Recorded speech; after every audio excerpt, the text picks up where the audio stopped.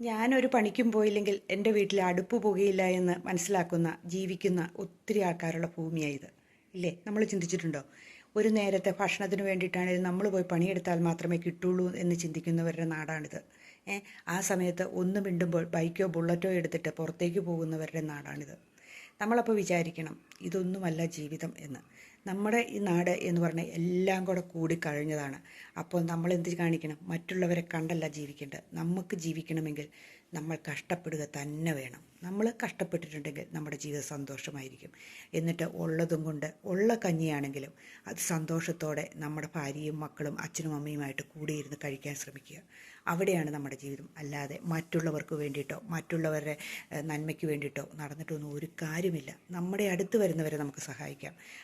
അർഹതയുള്ളവരെ മാത്രം സഹായിക്കാൻ നമ്മൾ ശ്രമിക്കുക. അർഹതയില്ലാത്തവരുടെ പുറകെ നടന്നിട്ട് പിന്നെ ഒരു കാര്യമുണ്ട്, ഒരു പണിയും ചെയ്യാതെ മറ്റുള്ളവരുടെ പുറകെ പോകുന്ന ഒത്തിരി പേരുണ്ട്.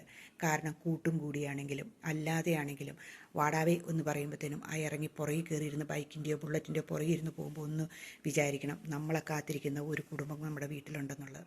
അത് മാത്രം ചിന്തിച്ചാൽ മതി. ആരുടെ കൂടി ഇറങ്ങുമ്പോൾ ഒന്നോടെ ചിന്തിക്കണം, ആ പോകുന്ന വഴിക്കെങ്കിലും ഒന്ന് ചിന്തിക്കണം. അപ്പം തന്നെ യൂ ടേൺ അടിക്കുക, നമ്മുടെ വീട്ടിലേക്ക് പോരുക. നമ്മുടെ വീട്ടിലുള്ളവർക്ക് വേണ്ടിയിട്ട് എന്തെങ്കിലും ചെയ്യുക, അത്രമാത്രം. ആ പുറകിൽ പോയിരുന്നു നോക്കുമ്പോൾ അവരുടെ ആ സുഖത്തിനൊപ്പം ഒരു നിമിഷം നമുക്ക് സുഖം കിട്ടുമായിരിക്കും, ഇല്ലേ?